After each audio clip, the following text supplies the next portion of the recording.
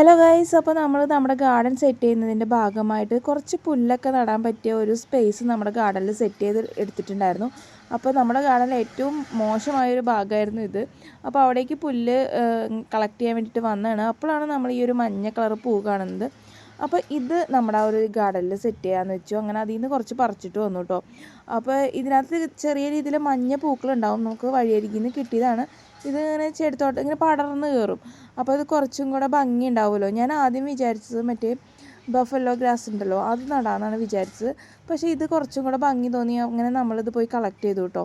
അപ്പോൾ ഇതിങ്ങനെ ഫുള്ളായിട്ട് പടർന്ന് നല്ല മഞ്ഞ പൂക്കൾ ഈ ഒരു ഭാഗത്ത് ഉണ്ടായി നിൽക്കും. അപ്പോൾ പൂക്കളായി ആ ഒരു ഭാഗത്ത് പുല്ല് പിടിപ്പിച്ച ആ ഒരു ഭംഗിയും വരും. അപ്പോൾ നമ്മൾ ഗാർഡൻ സെറ്റ് ചെയ്ത് തുടങ്ങിയിട്ടേ ഉള്ളൂ. അപ്പോൾ നമുക്ക് ഈ ഒരു സമ്മർ വെക്കേഷൻ കഴിയുമ്പോഴേക്കും നല്ലൊരു ഗാർഡൻ നമ്മുടെ മുറ്റത്ത് ഉണ്ടാവണം. അപ്പോൾ അതിനുള്ള ഒരു പെടാപ്പാടാണ് നിങ്ങളിപ്പോൾ ഈ ഒരു കാണുന്നത്.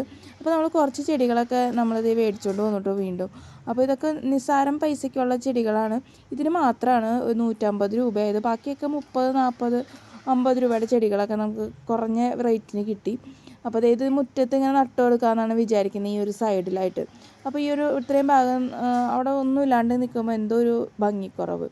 അപ്പോൾ നമ്മളിവിടെ ആ ഒരു ചെടിയും കൂടെ നട്ട് കഴിഞ്ഞപ്പോൾ നമ്മുടെ ഗാർഡൻ അത്യാവശ്യം പച്ചപ്പും ഒക്കെ ആയിട്ട് വന്നു കേട്ടോ. അപ്പോൾ നമുക്ക് ബാക്കി അപ്ഡേറ്റ്സൊക്കെ നമുക്ക് അടുത്ത വീഡിയോയിൽ ഞാൻ കാണിക്കാം.